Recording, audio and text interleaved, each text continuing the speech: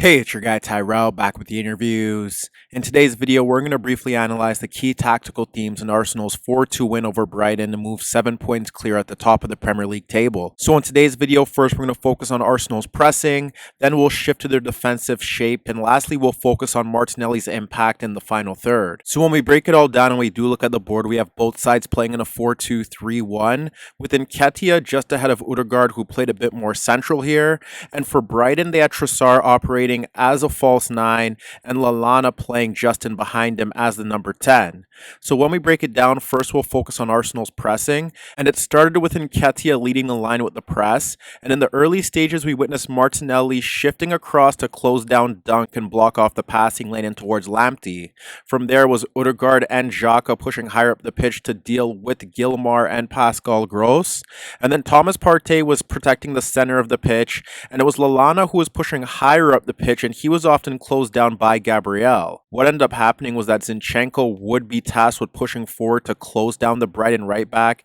and that's when you would need Gabriel to shift across to close down March, and Thomas Partey would shift laterally. However, there were situations where Arsenal were looking to avoid having Gabriel shift across, and from there they would have Zinchenko sticking with March, and you would see Xhaka preparing to push forward to close down the right back if Martinelli was bypassed. The other alternative for Arsenal in these situations was that Odegaard would lead the press from the front with Nketiah, and you'd have Saka and Martinelli tucking in towards the wider areas to close down the fullbacks, and from here you'd witness Odegaard stepping towards the center backs, and let's say he was closing down Gilmore initially, he would step towards the ball playing center back, block off the passing lane in towards Gilmore, Nketiah would sit on the other midfielder, and then you'd have Xhaka stepping forward to ensure that if Odegaard was bypassed, he could apply pressure to the free midfielder. In those situations, Thomas Partey would still protect the center of the pitch in case Trossard or Lallana dropped off deeper. And there was also one occasion in particular where you witnessed Martinelli and Saka tucking in,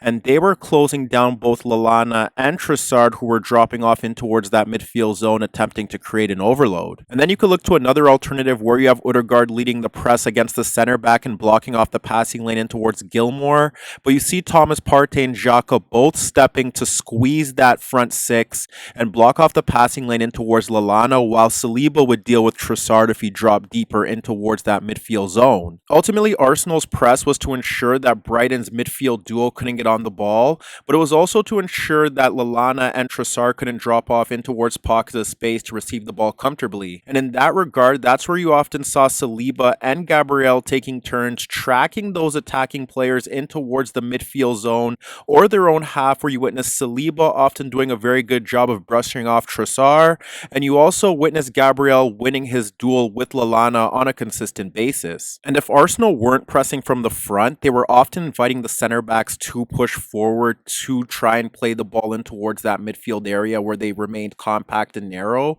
and there you would see Arsenal dropping off into two narrow banks of four. They compressed the space between the lines to ensure that Lallana and Trossard couldn't impact the game in the final third. And from here, you would witness Nketiah and Odegaard sitting on Gilmore and Gross. And then you would see Xhaka and Thomas Partey sitting in that midfield zone ahead of the center backs. And from here, their roles would vary. Ultimately, that would simply depend on the positioning of Trossard and Lallana, because there were situations where Lallana was pushed higher up the pitch and Gabriel would simply pick him up. But there were also occasions where Lallana dropped off a bit deeper and Xhaka would sit on him. And if he wasn't sitting on him, he was simply positioned just ahead of him to block off the passing lane in towards Lallana's feet. But like I said initially, there were situations where Odegaard was helping Nketiah with the press and Xhaka would step forward to help close down that space in between Gross and Gilmore. And in those situations, Xhaka was simply blocking off the passing lane in towards Lallana as is. If Trossard wasn't occupying the two center backs and he dropped off into that midfield zone, Thomas Partey would pick him up.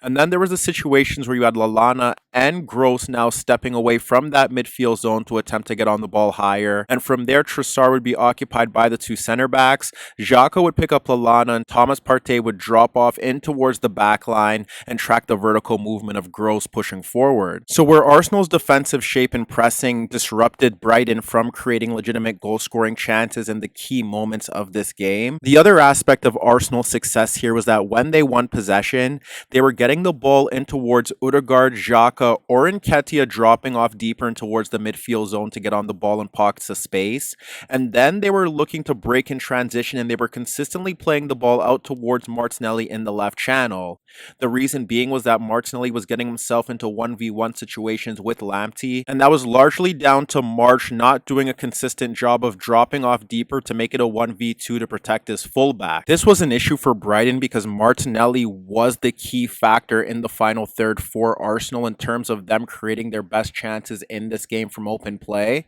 And what you ended up seeing was that there were three aspects to Martinelli's 1v1s against Lamptey. As you could see in the first goal, he did cut in on his stronger right foot and his effort was deflected, but fortunately for Mikel Arteta, the ball fell into the path of Saka in a legitimate goal-scoring position, and Arsenal were able to take the lead early on. But if you continue to watch Martinelli in those 1v, throwing Martinelli towards the inside, and he was capable of staying on his toes and sticking with Martinelli until he looked to get the shot off, and then he would step across to block his effort. The other option for Martinelli was that if he was going to cut on towards his right foot, he could take advantage of March dropping back later, simply not dropping back at all, and looking to serve as a creator for his teammates breaking in towards the penalty area or already in that zone. For instance, there was a time where Nketiah dragged out Dunk and pulled the ball back across Lamptey for Martinelli at the edge of the box. He dragged Lamptey and Gilmour towards him, and with Xhaka and Zinchenko swapping positions, he played a reverse pass between the two Brighton players for Zinchenko,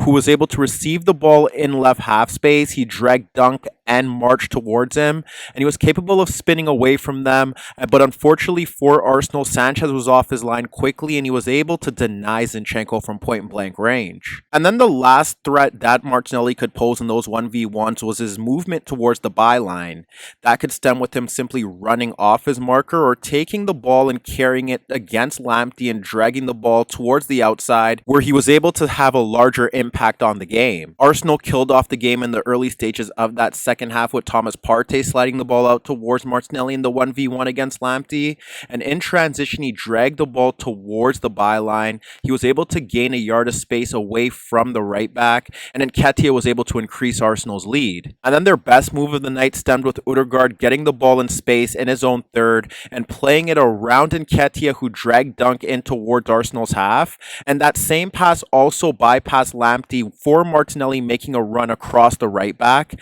and from there Martinelli was able to carry the ball towards the Brighton penalty area. He could have squared it in towards Saka breaking free on goal, but he ended up firing an effort beyond the keeper at the near post. So as you can see, where Arsenal's work out of possession neutralized Brighton's ability to create chances for large spells of the first hour of this match, it was Arteta's intent to isolate Lamptey with Martinelli's direct play that proved decisive.